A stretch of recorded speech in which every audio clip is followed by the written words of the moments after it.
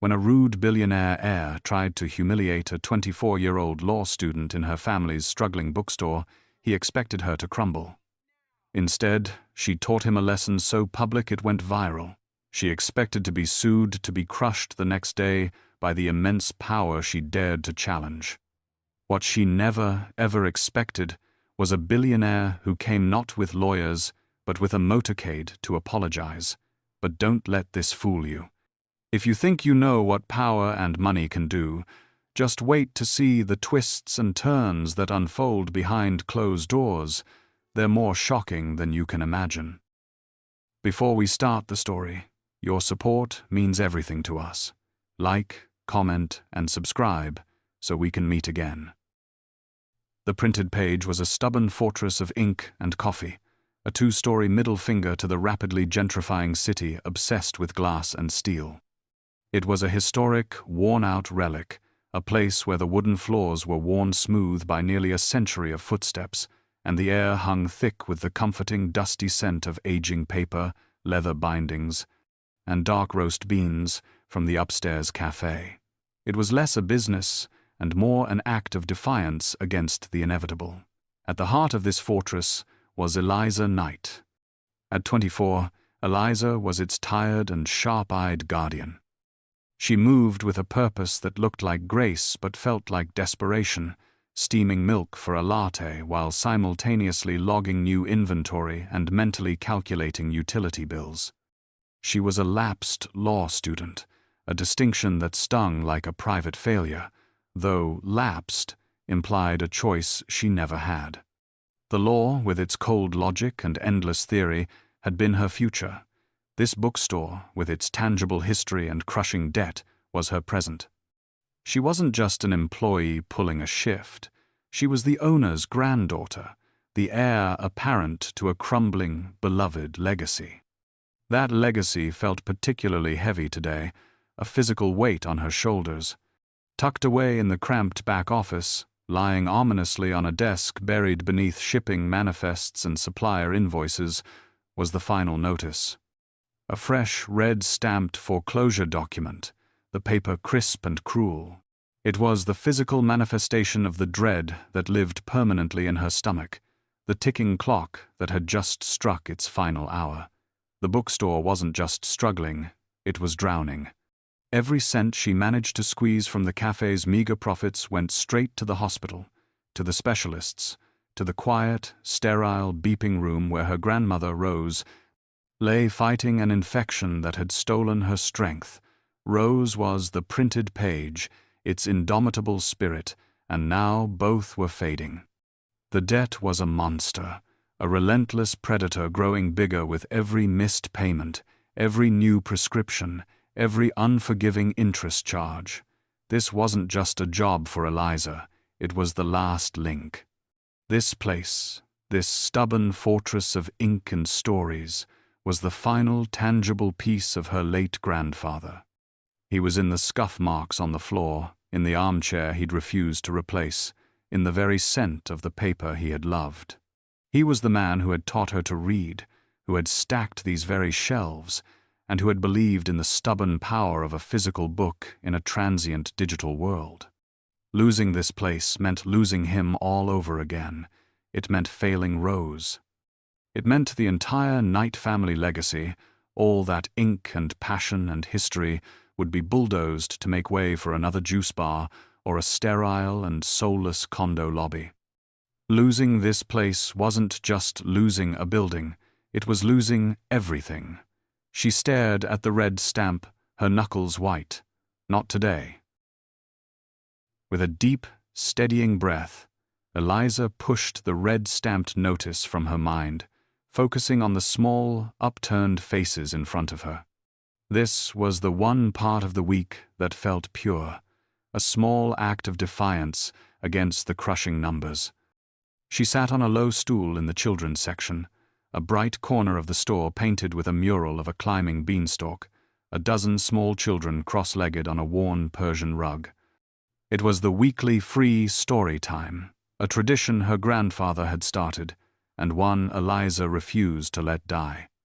A few parents stood nearby, sipping coffees from the upstairs cafe, grateful for the 30 minutes of peace. Eliza was halfway through a dramatic reading of a picture book, her voice rising and falling, capturing the rapt attention of her tiny audience. For these few minutes, she wasn't a panicked debtor, she was just Eliza, the storyteller. The heavy oak door of the bookstore, the one with the brass bell that always gave a cheerful, welcoming jingle, was shoved open with such force that it slammed against the interior wall. The bell gave a frantic, clanging cry. The entire bookstore flinched. Into the quiet fortress of ink and coffee strode Marcus Vance. He was 25, handsome in a way that looked assembled by a committee, and moved with a frictionless entitlement that sucked the air from the room. He was an event, a walking noise violation. He held a sleek phone to his ear, his voice echoing through the shelves, a profane bray that made the parents wince. "I don't care about the zoning," he shouted, followed by a harsh laugh. "If it's a problem, level it. Level the whole damn block." He was flanked by two fawning young men, friends who orbited him, snickering at his every word. They were a three-man invasion, their expensive shoes loud on the worn wooden floors. Marcus, deep in his call, paced toward the back, then his gaze snagged on the children's corner. He stopped, his face twisting in annoyance. He saw the story time not as a community gathering, but as an obstacle, a patch of noise in his world. He snapped his fingers impatiently at the air, ending his call with a curt, "Just buy it." He then strode directly toward Eliza, his two friends trailing like hyenas. The children went silent, shrinking back. The parents' expressions hardened. Marcus didn't care. He pointed a finger at the mural, then at Eliza, as if she were a slow-moving servant. "I'm renting out this floor," he announced, not a question, but a decree. "Now," he gestured dismissively at the wide-eyed children on the rug. "Get them out. I need a private party." Eliza slowly closed the picture book, her thumb marking the page. The storyteller had left the room. The guardian stood up. She was shorter than Marcus Vance by a foot, but as she moved to stand protectively in front of the rug, she somehow seemed to look down on him. A parent in the back had already quietly started filming on her phone. Eliza met his arrogant gaze. "I'm afraid you're mistaken," she said, her voice perfectly even, a blade of calm in the chaos he'd created. "This is a children's story time. It happens every week. And this store is not, and has never been, for rent." Marcus stared at her, a look of genuine comical disbelief on his face, as if a piece of furniture had just spoken back to him. He glanced at his two friends, who were struggling to stifle their laughter. What did she say? He asked them, though he'd heard her perfectly. "She said no, Marcus." One of them snickered. The snicker did it. The laughter from his own friend turned his embarrassment into a white-hot rage. "I wasn't asking," he hissed, taking a step closer, invading her space with his eye-watering cologne. "I'm telling you, I need this space, now. So get the rugrats out of here before I call the city and have this fire trap shut down." Eliza didn't flinch. "And I am telling you," she countered, her voice just as quiet but infinitely heavier, "that you will have to leave." She gestured to the children, who were now silent, their small faces pale with fear.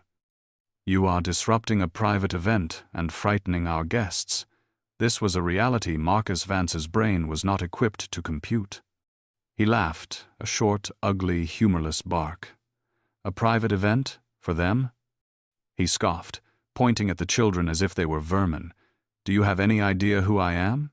Do you?" He pressed, his voice rising, becoming the bray from his phone call. "I am Marcus Vance. I could buy this dump." He waved his hand, "with the money on my watch.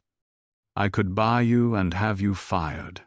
His eyes, cold and empty, then settled on the children. "Party's over."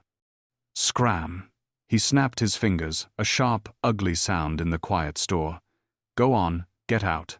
The snap, the command, the utter lack of humanity, it was the final line.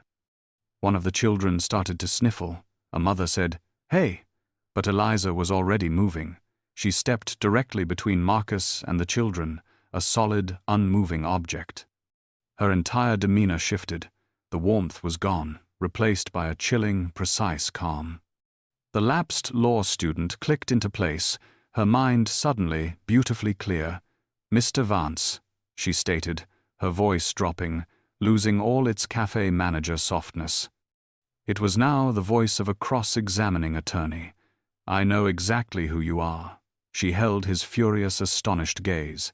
"You are a guest in this establishment. And your invitation has just been revoked. You have been asked to leave.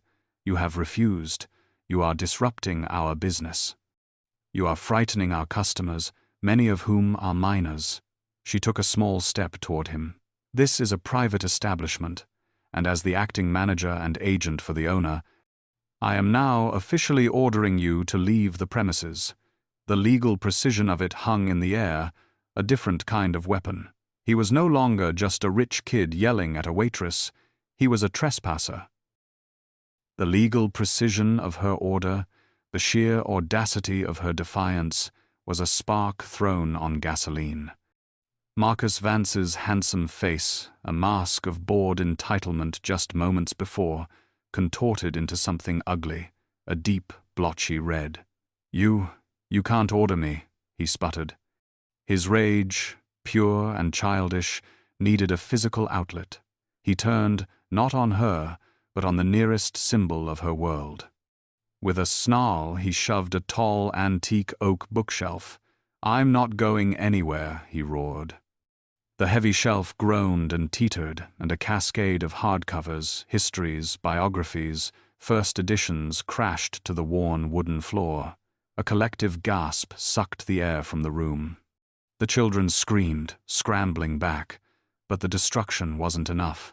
The defiance remained, standing right in front of him. He made his critical mistake. He lunged, his hand shooting out, his fingers wrapping around her arm in a steel claw grip. "You're done," he hissed, his face inches from hers. "You are so." In that instant, something clicked shut inside Eliza. The fear, the panic, the crushing weight of the foreclosure, notice it all vanished, burned away by a cold, white-hot fire. The lapsed law student evaporated. In her place stood the sharp, precise, and utterly ruthless mind she had spent 3 years forging. She acted not with instinct, but with training. With one smooth, practiced movement, she used his own momentum against him, twisting her arm in a way that broke his grip. He stumbled back a step, surprised. Eliza didn't stumble. She planted her feet. Her voice, when it came, was no longer quiet. It was loud, clear, and projected to reach every corner of the store, and, most importantly, the small, glowing red light she'd registered on a phone in the back row. "You have been asked to leave?" she announced, her tone not angry but devastatingly formal. "You have refused. You have just destroyed private property. You have now committed assault." Each word was a hammer blow. Marcus froze. His friends were pale, their expressions aghast. The parent with the phone raised it, visibly recording. "If you do not exit these premises in the next 10 seconds, she declared, "I will be pressing charges for assault, battery, and trespassing." 10. He was defeated, utterly and publicly. The red in his face deepened, a painful, humiliating flush. He pointed a trembling finger at her. "You'll regret this." He spat, the words weak and petulant. "You will be hearing from my father." He turned, nearly tripping over a fallen book, and stormed out, his friends scurrying after him. The moment Marcus Vance stormed out, the silence shattered, but not with a sound Eliza wanted. The parents and a few other customers burst into scattered, stunned applause. One mother, the one who had been recording, gave her a shaky thumbs up. "That was amazing," she said, her voice trembling slightly. "You really put him in his place." But Eliza felt no victory, only a cold, hollowing dread. The adrenaline was already fading, leaving behind a sick, metallic taste in her mouth. She nodded numbly, her gaze drifting to the pile of expensive hardcovers on the floor. She didn't just stand up to a rude customer, she knew what Vance Holdings was. They weren't just developers, they were a corporate empire, a machine that moved mountains, rewrote skylines, and crushed anything or anyone that got in their way. She, a lapsed law student in a failing bookstore, had just publicly threatened, humiliated, and filmed the heir to that empire. This wasn't a win, it was a declaration of her own execution. That night, the dread crystallized. The video, as she'd known it would, exploded. It was everywhere, posted and reposted, a tidal wave of digital judgment. The title on most blogs was some variation of Bookstore Girl versus Billionaire Brat, complete with slow-motion replays of Marcus shoving the shelf and her cold, clinical takedown. The comments were overwhelmingly supportive, calling her a hero, a boss, but every like, every share, felt like another nail in her coffin. Her win was now a narrative, a public spectacle, and the Vances hated public spectacles they didn't control. This viral fame wasn't a shield, it was a target, painting a massive, unmissable bullseye on the printed page. It felt like a death sentence. The walk to the store the next morning was a gauntlet of paranoia. Every black car that slowed seemed to be a Vance lawyer. She turned the corner, her stomach in knots, bracing for a padlocked door. Instead, she saw a crowd. A small group of about 20 people was gathered on the sidewalk. Her heart seized, but they weren't angry. As she got closer, she saw they were holding flowers and coffee cups. A few people clapped. A woman from Storytime stepped forward. "We just wanted to say thank you," she said, holding out a small bouquet. "What you did was for all of us." Pinned to the door were handwritten notes. "We stand with the printed page." This small, beautiful, unexpected act of support, it was the most terrifying thing of all. It confirmed her worst fear. She wasn't just a girl in a store anymore. She was a symbol. And the Vances ate symbols for breakfast. She unlocked the door, the bell's jingle sounding like a funeral toll. The wait had begun. At precisely 10 a.m., the fragile bubble of support ruptured. It was not one car, but a motorcade. 3 black Escalades, identical, polished, and silent as sharks, swept onto the curb, their tinted windows reflecting the stunned faces of the small crowd. They didn't just park, they occupied the street, a show of silent, absolute power. Their engines didn't turn off. They idled, a low, threatening hum that vibrated the pavement, a promise of limitless, waiting energy.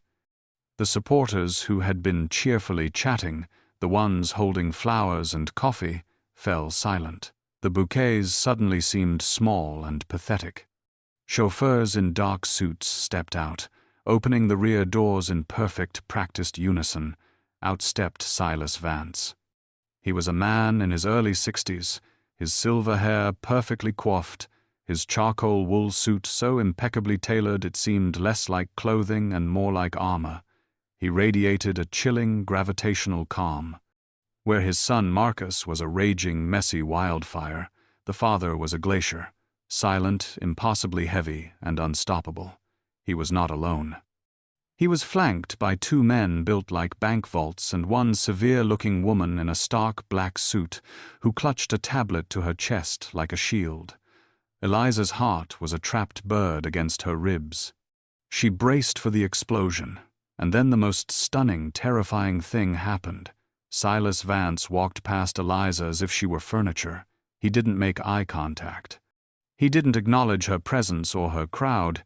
He simply, with a smooth, unhurried gait, walked past her and stopped in the doorway of the printed page.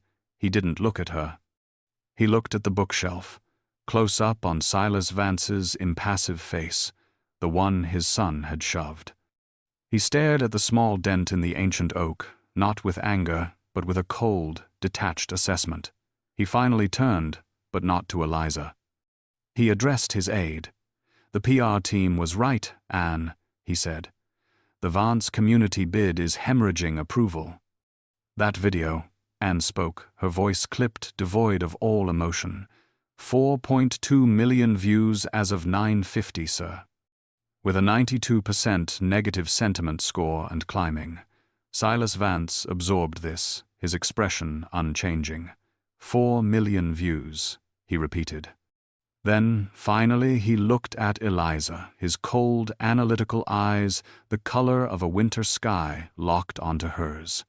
You, young lady, he said, the polite term, a weapon. That little performance, that video, he gestured, a small, dismissive wave, you and your public defiance, have just cost me a $1 billion municipal contract. The crowd gasped. Eliza just stared. The air left her lungs. This wasn't about a bookstore. This was about a deal. The words hung in the air, heavy and unbelievable. A $1 billion contract. Eliza's mind, which had been racing with scenarios of lawsuits and bankruptcy, simply stalled. It couldn't compute the scale. The red-stamped foreclosure notice on her desk, the number that represented the end of her world, was a rounding error to this man. The entire bookstore was a flyspeck he'd just accused of derailing a locomotive. Silas Vance let the silence stretch, a tool he clearly used with precision. The municipal contract for the waterfront redevelopment. He continued, his voice a low, patient lecture. It is the largest revitalization project in this city's history. My company was the sole preferred bidder. He gestured to the worn brick facade of the printed page. Our friendly acquisition of this entire block was the cornerstone of that bid. A deal, I might add, that was contingent on community approval. The pieces slammed into place in Eliza's mind with sickening clarity. This wasn't just a rich man's anger. It was a corporate crisis. My son's performance, Silas said, the word dripping with icy disdain, has made you the poster child for community defiance. You are no longer just a girl in a shop. You are the face of the opposition. You are the story. He looked at her, truly seeing her for the first time, his eyes analytical. Miss Eliza Knight, she said, her voice barely a whisper. Eliza Knight, Silas repeated, testing the name, letting it hang in the air between them. What makes this so irritating, Miss Knight, is that my team was already in the process of buying your grandmother's debt. The bottom dropped out of Eliza's world. He knew. We were scheduled to close the deal yesterday. We were going to pay it in full. A quiet, simple gesture of goodwill to ensure the block's smooth transition. He had known everything. The foreclosure, the hospital, her desperation. It was all just a line item on his spreadsheet. My son's impulsivity, he said, his voice cold, and your defiance have complicated a very simple, very elegant transaction. He looked at the small, supportive crowd, at the flowers, at her. I am now forced to deal with a narrative. Is less than 0. 5# is greater than. Silas Vance's cold, analytical gaze never left her. He had laid out the $1 billion problem, the narrative she had so carelessly broken. Now he was presenting the solution. You're not just an obstacle, Miss Knight, he said, his voice dropping as if sharing a critical, confidential stock tip. In fact, you may be the only solution. You've become, he paused. Searching for the precise term, a high-value asset. Eliza, still reeling from the financial scale of her crime, could only stare. An asset? A very powerful one, he confirmed, his face impassive. He glanced at the lead Escalade, its door held open by a silent chauffeur. Get in the car.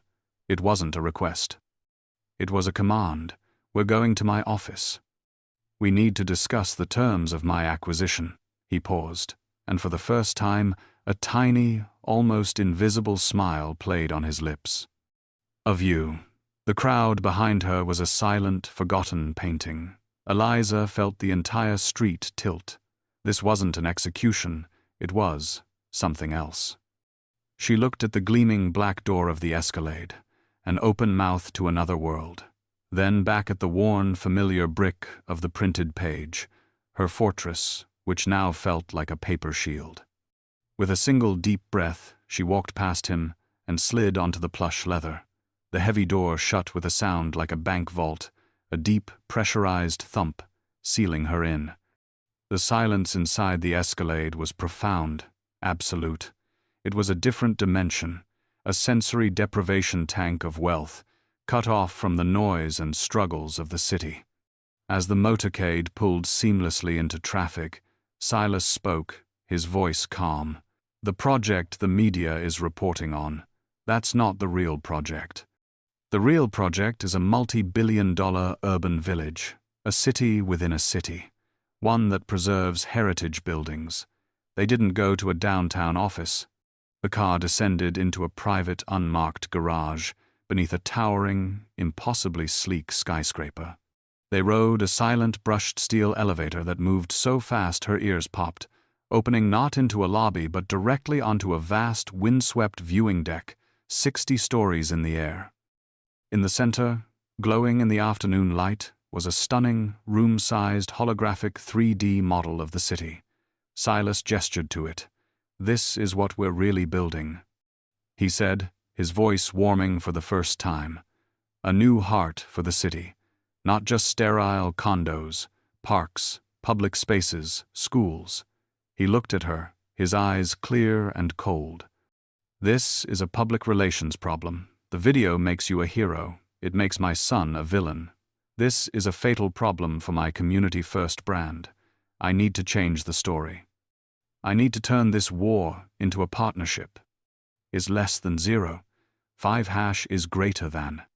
Silas Vance gestured to the glowing holographic model of her neighborhood. "This partnership needs a face, Miss Knight. The community trusts you. They see you as their guardian." He zoomed in, the image of the printed page growing until it was the glowing three-dimensional centerpiece of the entire block. "I will not only pay off the printed page's debt," he said, the words a cool, calculated balm on her deepest wound. "That is just housekeeping." Eliza's world, which for months had been a shrinking, terrified spiral, suddenly stopped spinning, the red-stamped notice. "Gone?" "Just like that? I will fund its complete restoration," he continued, his voice a smooth, seductive promise. "New plumbing, structural repairs, a new roof. Everything it needs to stand for another 100 years. But more than that, I will make it the centerpiece of the entire Vance development." The jewel in the crown. He waved his hand, and the hologram shifted, showing a gleaming, restored bookstore facade, surrounded by a beautiful new park. It will be a library, a cafe, a community hub, exactly as it is, but safe, funded in perpetuity, an independent trust in your family's name, which you will control. It will never be in debt again. It was a miracle. It was her grandfather's legacy, her grandmother's future, her own freedom, handed to her on a silver platter 60 stories in the air. It was a dream so perfect it had to be a trap. "And in return?" Eliza asked, her voice barely a whisper, her heart hammering. "In return?" Silas said, "You accept the position. You will become the new public face of the Vance Community Project. We will give you a title, Director of Heritage. It was a PR job." "A gilded cage. You will be the bridge," he explained, his voice all business now. "You will show them this isn't a demolition, it's a preservation. We will do press together. You will turn your narrative into our narrative." Eliza felt a cold sickness. She was a puppet, a tool, but for the bookstore. For Rose, maybe it was a price she had to pay. And, Silas added, as if it were a minor detail, to show a truly united front, to prove to the city that this feud was just a passionate misunderstanding. "Your first official order of business." He paused, the timing perfect. "Will be managing your new subordinate on the project." Eliza's blood ran cold. "Subordinate? My son," Silas said, his face impassive, as if discussing a piece of office equipment. Marcus, the beautiful holographic view, the funded in perpetuity, the entire golden promise, it all evaporated, shattered like glass. All she could see was Marcus's face, contorted with rage, his hand grabbing her arm. She stared at Silas, horrified. What? What did you say? He will be reporting to you. It's the perfect symmetry, Silas said. The horror curdled into a cold fury. You want me? Eliza whispered, the words shaking. To clean up your mess. She turned on him, her voice gaining a low, dangerous edge. You are not offering me a job. You are offering me a leash. You want me to manage the man who assaulted me. The words hung in the sharp wind. That man physically put his hands on me. He destroyed my property. He terrified children. And you want me to sit in an office with him every single day. She finally saw the full, sickening scope of his plan. This isn't for the project, she accused. This is for him. You're using my family's legacy, my home, as a glorified timeout corner for your broken, entitled son. Eliza's fury, which had been a cold, simmering sickness, finally ignited. It burned away the shock, the awe of the holographic model, the dizzying possibility of her debt vanishing. All that was left was a pure, white-hot, clarifying rage. Absolutely not, she said, the words a small explosion in the sharp, thin air of the viewing deck. She turned to face him, her entire body thrumming with a disgust so profound it made her shake. Absolutely not. She laughed, a short, sharp, ugly sound that was ripped away by the wind. My subordinate? You want me to? What? File his expense reports? Tame him? You think you can just assign a 24-year-old woman to fix your broken, sociopathic son? She stepped closer to him, her fear of his power, his height, his wealth, completely incinerated. Let me be perfectly clear, Mr. Vance.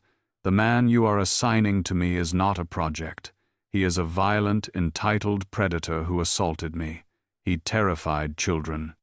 He put his hands on me. And you're not trying to rehabilitate him. You're trying to manage him. You're trying to buy him a keeper, a babysitter he can't fire, a professional punching bag to absorb his temper. So he doesn't cost you another billion-dollar contract. She jabbed a finger toward the glowing model, at the tiny, perfect replica of her bookstore. And you think you can buy me with that? You think my integrity, my safety, my dignity is worth the price of a restoration? You think you can use my grandfather's legacy as a glorified, gilded cage to trap me in with your monster? Her voice was rising, echoing in the glass and steel cathedral he had built to his own ego. You don't want a director of heritage, you want bait. You want to put me in his office and see if a little bit of my community spirit will rub off on him like some kind of moral paint. You are a sick man. The answer is no. She looked at the elevator, her escape. I'm done here. Keep your project. Keep your blood money. She turned her back on him, on the entire city laid out at his feet. I would rather take the foreclosure. The silence that followed was absolute, heavier than the motorcade, colder than the wind 60 stories up. She had expected him to yell, to threaten, to call security, to finally drop the mask of civility. He did none of those things. A noble choice, he said. His voice was calm, almost thoughtful, as if she had just made an interesting, though incorrect, move in a game of chess. But a foolish one. Eliza froze, her hand halfway to the elevator call button. She turned back slowly. Silas Vance had not moved. He still stood by the railing, a king surveying his domain, utterly unfazed. He gave a subtle, almost imperceptible nod to his aide. Anne, who had been standing silent as a statue, immediately stepped forward. Her movements were clinical, precise. She didn't look at Eliza. She didn't seem to register the emotional explosion that had just occurred. She simply held up her tablet, the screen dark. With a tap of her finger, the screen flickered to life. It was not a spreadsheet. It was not a contract. It was a live video feed. stark white walls, a high acoustic tiled ceiling, the rhythmic green and yellow graph of a heart monitor. And in the bed, pale, small, and terribly still, was her grandmother, Rose. She was asleep, her mouth slightly open, a clear IV tube taped to the back of her hand. The angle was high. From a corner of the room, a cold, unblinking, violating perspective, a security camera, Eliza's breath hitched in her throat. The rage, the fire, all of it was extinguished, doused by a sudden Arctic wave of terror. What is this? She whispered, her voice a dry rasp. This is, you're watching her? Security? Silas said, his voice still that same, reasonable, detached baritone, as if discussing the weather. The private wing at St. Jude's. We made a donation last year. They are accommodating. He took a step toward her, his gaze shifting from the tablet, from her grandmother to her. He was locking his eyes on her, ensuring she saw the mechanism of the trap as it sprang. Her care post-op. It is expensive, Eliza. That infection was persistent. He knew about the infection. The team of specialists you insisted on, and rightly so, he continued. Dr. Aris, the pulmonary expert. His consultation fees alone are substantial. Stop, Eliza whispered, her hand rising to her mouth. She couldn't breathe. The insurance you have, he said, ignoring her, his voice relentlessly calm.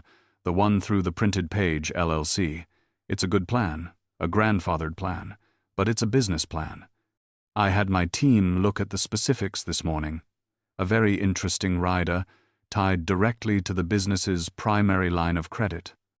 The one, as we know, that is currently in default. He let the words hang in the air, a spider's silk, fine and unbreakable. It's a collateral clause. Standard for high-risk small business policies. The insurance, you see, is only valid as long as the business itself is. The air, 60 stories up, was too thin.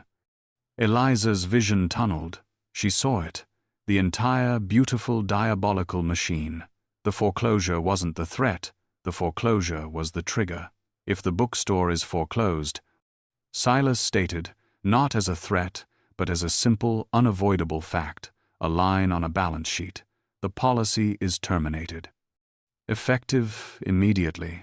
He gestured to the tablet, to the live, breathing, sleeping image of her grandmother. Her care stops. This was it. This was the true checkmate. It wasn't a threat. He wasn't yelling. He wasn't making anything happen. He was simply showing her the cliff she was already standing on, the one he had known about all along. He was just pointing out the inevitable. The foreclosure, which she had so nobly, so foolishly claimed to rather take, that act of defiance was the bullet. He was just showing her that, in her righteous fury, she had been pointing the gun, not at herself, but directly at Rose. He had her.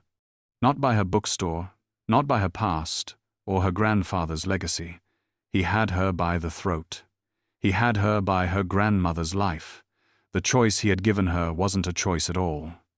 It was a hostage negotiation, and he was holding the only thing in the entire world she would, and could, never, ever sacrifice. Eliza stared at the tablet, the green line of the heart monitor, the rhythmic, silent pulse. Thump, thump, thump. It was the only sound in the universe.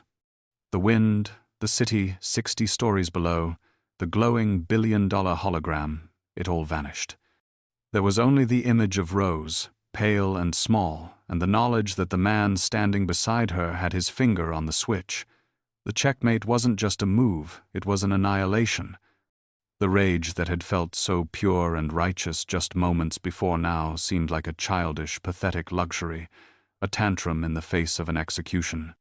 The fire was gone, doused by an Arctic wave of dread so profound it left her hollow.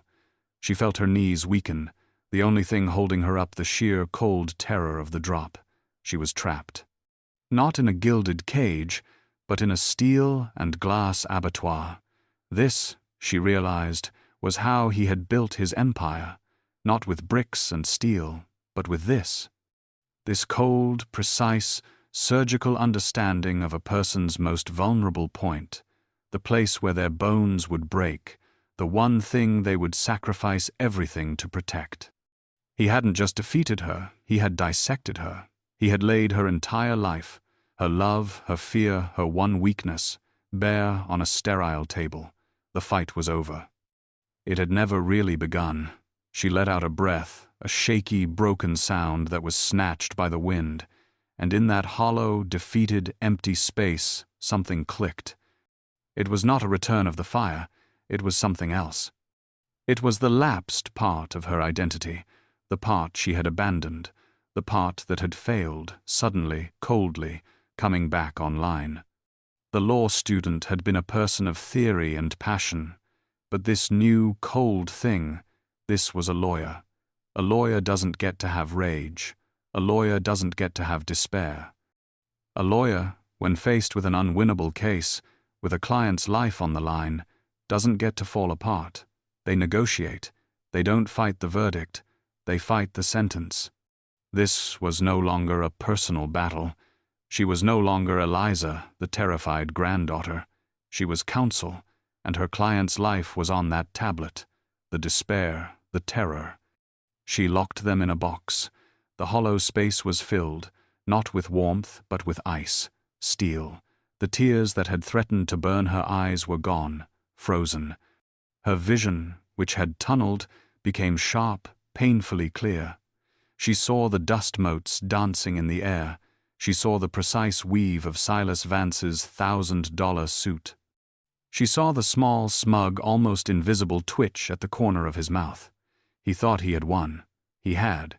But he didn't understand what winning against her meant. She finally, slowly, turned her head away from the tablet, from the image of Rose, and looked him in the eye. Her voice, when it came, was not the whisper of a victim. It was not the shout of a warrior. It was a low, hoarse, and perfectly controlled rasp. "If I agree?" she said, the words tasting like ash and iron in her mouth. "It is not an acquisition. It is not a partnership. It is a contract between two hostile parties. And it will be on my terms, not yours." Silas Vance's eyebrow raised a single, curious millimeter. He had expected tears, surrender, a broken plea. He was getting this. He gestured, a small, "Go on," with his hand, the benevolent king once more. "I'm listening. First," Eliza said, her voice gaining a cold, hard strength with every syllable. She ticked the point off on her finger, not for effect, but for clarity. "A blueprint. I am an architect. I am a project manager. I am, as you wish, a director of heritage. I am not a spy, and I am not a zookeeper." She took a small step toward him, reclaiming the space he had stolen. "You will get my reports. They will be delivered weekly, to you and only you. They will pertain to the project's milestones, to the budget, to the structural integrity of the preservation sites, and to the professional conduct of the team. I will not report on his personal life. I will not be your source for gossip or emotional drama. I will not be your mole. If you want to know what your son is feeling, you will have to ask him yourself. My role is to manage a project, not a personality. If I am to have any authority in that office, I cannot be seen as your personal agent. It's a bad business model." She held his gaze. "That is term one. My reports are professional. My role is professional. Or there is no deal." Silas watched her, his expression unreadable, but a flicker of genuine curiosity, of interest, lit his cold eyes. He had expected a pawn. He was getting a player. "An efficient and professional arrangement, Miss Knight." He conceded with a small nod. "Agreed." "Second," Eliza continued, the ice in her veins now a river. Her voice did not waver. The printed page. This was the crux. This was her price. The one he thought he was paying but didn't understand the cost of. "You want to use my store. You want to use me. You want to hold us up as a centerpiece, a symbol of your community-first branding. You want to use my authenticity to sell your project. She laughed, that same cold, sharp sound. A symbol, Mr. Vance, to be effective, must be authentic. And more importantly, it must be safe. It must be permanent. If I am to be your director of heritage, then my very first act is to protect that heritage from everyone, including you. And especially him. Silas's smile faded.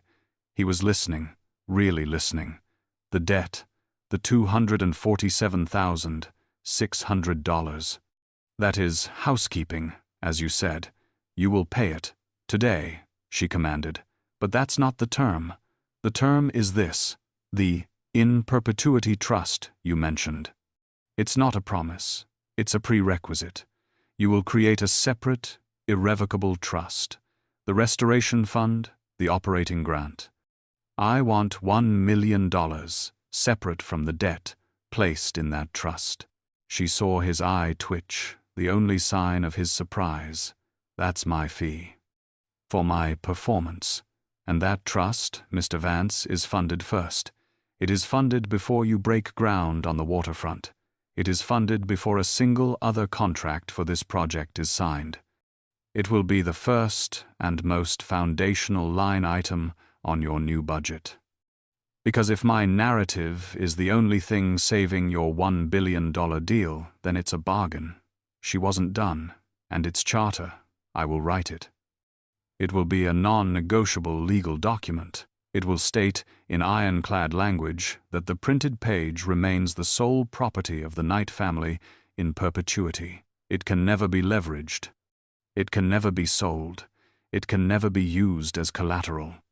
And its core operations and mission can never be altered without the unanimous consent of its new board. She smiled, a terrifying, cold, broken smile. A board. Which I will appoint. She had taken his offer, his power, his entire strategy, and forged it into a shield. She had built a fortress around the one thing he was trying to use, and she was demanding he pay for it. He could have her, but he could never, ever touch the store again. Silas was silent for a full 10 seconds. He stared at her, the wind whipping his silver hair. The analytical mask was gone, replaced by a look of profound, undisguised astonishment. He wasn't looking at a victim anymore. He wasn't looking at an asset or a pawn. He was looking at a mirror. He suddenly, shockingly smiled. A real smile, not a twitch. A wise and necessary stipulation, Miss Knight, he said, his voice laced with a new, genuine respect. Granted. Eliza's gaze was still locked on the tablet, on the rhythmic green pulse of her grandmother's life. Third, she said, her voice a raw, torn whisper, but it cut through the wind. And on this, Mr. Vance, there is no negotiation. This is the deal-breaker. This is the price. She finally looked at him, and her eyes were no longer the eyes of a law student or a granddaughter. They were the eyes of a woman who had seen the absolute worst of someone and was now prepared to show him the worst of herself. You used her, she stated, the words flat, devoid of all emotion but a terrifying, cold clarity. You put a camera in her room. You took the one pure good thing in my life. And you turned it into a hostage. Silas's expression didn't change, but he didn't look away. You will create a second irrevocable trust, she commanded. The word second, a hammer blow. This one will not be for the store. This one will be for the lifelong, total and complete medical care of Rose Knight. She took a step closer, her voice a low, vicious snarl. And when I say total, I mean total. Any doctor, any specialist, any experimental treatment, any hospital, anywhere in the world. No caps, no copays. No pre-approvals. You will fund it with $5 million. She saw his eye twitch, the first flicker of something. Good. And that $5 million is just the start. You will replenish it from your personal accounts, not the business, so that its principal never dips below 3. It will be managed by an independent trustee. And my grandmother's doctors, they will be the only ones who can authorize a charge. Not me, and never you. She let that hang in the air, the sheer punitive scale of it. And this trust, Mr. Vance, is unconditional. It is not tied to my employment. It is not tied to my performance. It is not tied to my cooperation. If I walk out of that office in a week, if you fire me tomorrow, if I fail to save your billion-dollar contract, that trust remains. It is permanent. It is ironclad. It is the fine you pay, she spat the word, for what you just did. You will never use her against me or anyone ever again. She was breathing hard, the words ripped from her, but she wasn't done. And finally, your son. Her voice dropped even lower. The liability, the assault. You want me in an office with him? You want me to be his manager? She laughed, that same cold, ugly sound. He is a danger. To me, to the project, to your bottom line. So here is the final, non-negotiable term. Marcus Vance will be removed from the project, effective immediately. Silas, who had been listening with a look of growing, stunned admiration, finally held up a hand. Now, Miss Knight, he began, his voice reasonable. That is the one thing I cannot. I'm not finished, she snapped, and he actually stopped. He will be removed from the project until he has completed a minimum of 40 hours of mandatory, certified, court-recognized de-escalation and corporate harassment training. She was pacing now, a caged, furious lawyer laying out her closing argument.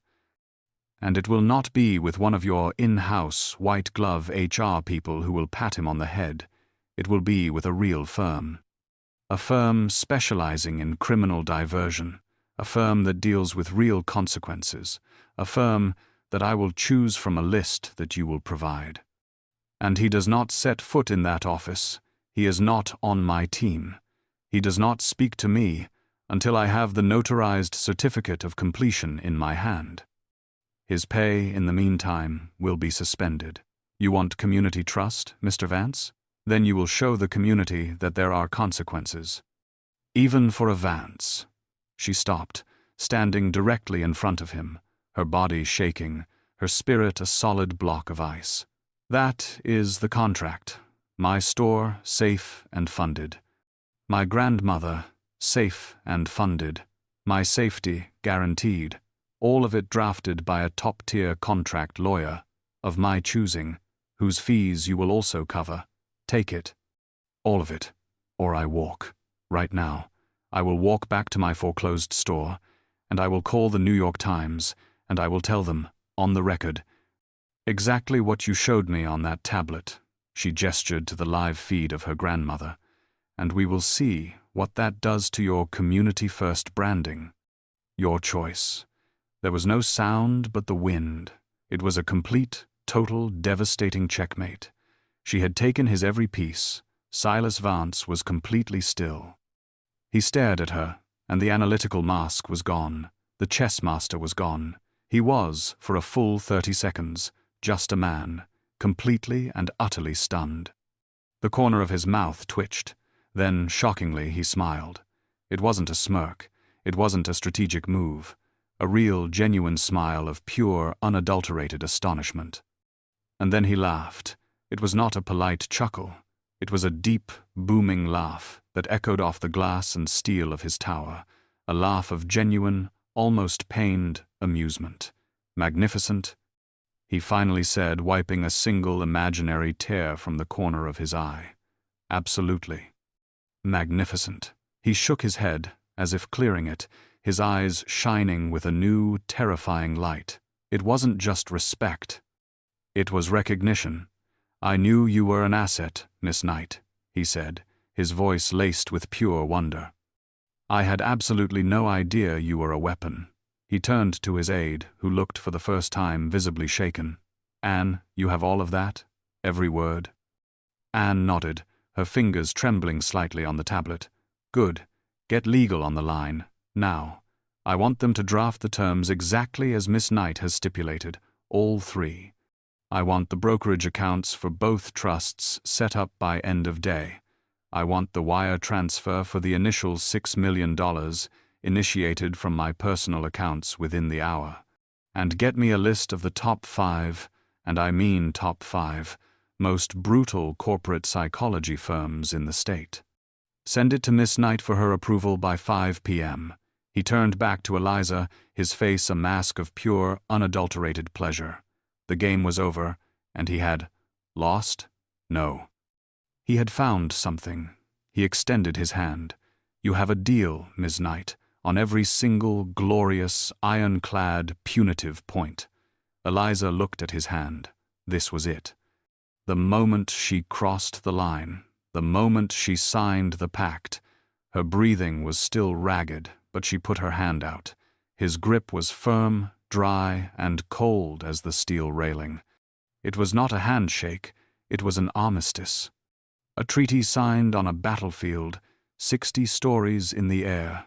Welcome to Vance Holdings, Silas Vance said, his smile now that of a proud father. Or a scientist who had just created a beautiful new monster. The ride down in the elevator was silent. Anne was tapping furiously on her tablet, her face pale, already executing his orders, already moving millions. Eliza just stared at her own reflection in the brushed steel doors. She saw a woman with wild, terrified eyes, a woman who looked like she had just walked out of a fire. She felt nothing, hollow, numb. She had won. She had saved Rose. She had saved the store. She had won everything. So why did it feel, more than anything, like a loss? A different car, a simple black sedan, not the Escalade, took her back. The driver didn't speak. She stepped out onto the familiar, cracked pavement in front of the printed page. The small crowd of supporters from the morning was long gone. The flowers they had left were still there, tucked by the door, already starting to wilt. The notes were gone, probably blown away by the wind. She put her key in the lock. The brass bell gave its familiar, cheerful, welcoming jingle. It sounded to her ears like a scream. The smell of the store-old paper, her grandfather's pipe tobacco forever embedded in the wood, the faint, sweet scent of coffee and cinnamon from the upstairs cafe washed over her. It was the smell of home, of safety, of her entire life, and it felt wrong. She felt wrong, a stranger, a ghost. She walked through the stacks, her hand trailing along the spines of books she had known her whole life. She ran her fingers over the dent in the oak bookshelf, the one Marcus had made. This place she had fought for, this fortress. It was safe now. The red stamped notice was just a piece of paper. Rose was safe. The monster in her closet, the debt, was dead. But in its place she had invited a new one in. She thought of Silas's laugh, the respect he showed her. It wasn't respect, it was recognition. A shark recognizing a kindred spirit. He hadn't just bought her cooperation, he thought he had found an apprentice. She walked to the small, cluttered office, past the desk where the foreclosure notice still lay. She ignored it. She found a thick piece of white cardstock and a heavy black marker. Her hand, she noted with a strange detachment, was perfectly steady. She wrote 2 words. She walked to the front door, the bell jangling softly. She taped the sign to the inside of the glass, facing out to the street. Closed. It said, in her own unrecognizable handwriting, for restoration. She locked the heavy deadbolt. The click of the tumbler was deafening in the silence. It sounded final, like a cell door closing. The restoration wasn't just for the building. It was for her. She had saved the fortress, but to do it, she had to leave it. She was walking into the lion's den, not as a victim, not as Eliza Knight, the girl who loved books, but as Ms. Knight, the woman who wrote contracts in blood. A week later, the smell of old paper and coffee was gone, replaced by the sterile, refrigerated air of a corporate press room. It was packed. Cameras lined the back wall like a firing squad. Media, bloggers, and city officials filled every seat, all here to see the partnership born of the viral video. Eliza stood at a sleek, modern podium, wearing a sharp, severe suit armor paid for by the Vance Trust. She felt like a different person, a hollowed-out, contractual version of herself. Silas Vance stood beside her, a picture of benevolent, civic-minded pride. He beamed at the cameras, which is why Vance Holdings is proud to partner with the very heart of this community. She is a guardian of its heritage, a brilliant mind, and I am honored to introduce her as the new Director of Heritage for the Vance Community Project, Ms. Eliza Knight. Polite, sharp applause filled the room. The flashbulbs exploded, a blinding, percussive assault. Eliza stepped forward, her face a mask of calm, professional gratitude. She read her prepared statement, words about collaboration and preservation that tasted like ash. But the real performance, the one her contract had ensured, was yet to come. Silas stepped back to the mic, his smile never faltering. And as our first act of true partnership, to show our commitment to merging heritage with the future, Ms. Knight's team will be expanding. I'm thrilled to bring out her newest team member, a young man who will be reporting directly to Ms. Knight, my son, Marcus Vance. A stunned, electric silence fell. Marcus emerged from the side of the stage. He was pale, his eyes dark, his jaw so tight Eliza thought his teeth might crack. He was a caged animal on a very short leash, his expensive suit a straitjacket. He was seething, but utterly powerless. Marcus, Eliza, Silas boomed, gesturing for them to come together. This was the PR checkmate, the public display of his surrender. Marcus, his face a mask of pure, unadulterated humiliation, was forced to walk to her. He had to extend his hand. Eliza looked at it, then at him. She met his gaze, her own as cold and hard as the contract she'd signed. She placed her cold, steady hand in his. His was clammy, his grip a crushed, angry tremor. The flashbulbs became a single, deafening roar, exploding like gunfire, capturing the lie for the world to see. The humiliated prince, the bought and paid for guardian, and the smiling king who now owned them both. If this story inspired you or made you think, please give this video a thumbs up and comment below. It truly helps us bring more stories like this to you. Don't forget to subscribe and hit the notification bell so you never miss an incredible journey. And share this video with someone who needs to be reminded that their big break might be just one customer, one conversation, or one moment of courage away. Thank you for listening.